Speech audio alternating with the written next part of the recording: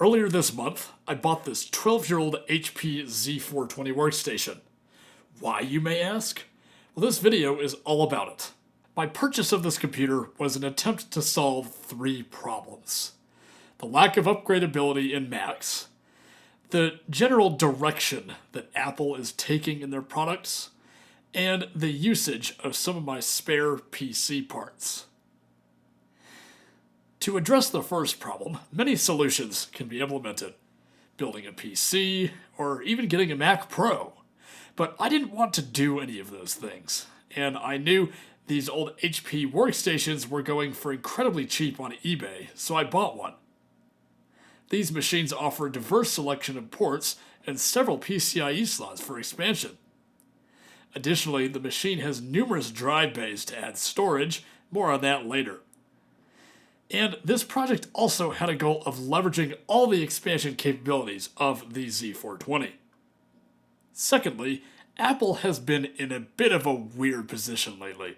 For the past decade and a half, Macs have not been nearly as upgradable as they once were, and even in the last few years, the proprietary and expensive parts have been a massive frustration for me.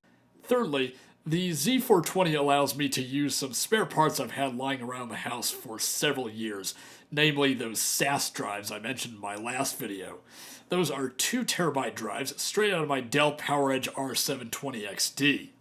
I bought that unit back in 2022 in hopes to make it a massive file server, and the loud fans coupled with the enormous size of the unit ultimately caused me to abandon that project altogether. But I kept all the parts, including the SAS drives, so I bought this LSI 9260-8i RAID controller card that's sitting in the bottom PCIe slot of the Z420. Connected to it is a mini SAS to SAS breakout cable, which supports up to 4 drives. And the card itself has 2 of these connectors, meaning that it can ultimately support up to 8 drives. The Z420, however, doesn't have quite enough hard drive power connectors, nor does it have enough drive bays to support all 8. But that wasn't my plan anyway, and I'll keep a few of the remaining SAS drives in case the current ones fail, or in case I need to use them for another project.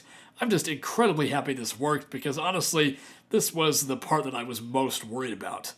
And the best part is, the RAID controller was detected straight out of the box, and it just shows up in the mini option ROM display, and it was really easy to configure. Now, in general, how is it using this machine? And also, how different is it from using a Mac? Well, I've used Macs basically my entire life, from MacBooks to Mac Minis, and I even ran a 5.1 Mac Pro for a time. So this is a change for sure. And Windows is certainly different from Mac OS. It's not to say it's better or worse, because I don't even see it that way. They're just 2 different operating systems with sort of 2 different goals. Also, a cool thing is this. You can't do that on Mac OS, it just looks like this. So you also get customization with the RGB keyboard. I will draw a direct comparison between this machine and my MacBook though, which is with regards to my desk setup. And the Z420, it looks so much cleaner, and I don't have to use these stupid dongles like this Anker one. And really the worst part about this is that the HDMI port on this Anker hub can't even drive my 4K monitor at 60 Hz. It's limited to 30 Hz, which is pretty much unusable. So in order for me to use this monitor, I had to use another adapter, this Apple multi-port adapter, and that was incredibly annoying and frustrating. I just don't even understand, honestly, how I survived almost 4 years like this. It's sort of ridiculous. So that's the HP Z420, and if you want to see more content about this machine, please let me know, and I plan to do some more stuff with it too. So with that, I hope you enjoyed this video. Please comment, like, and subscribe, and I will see you in the next one.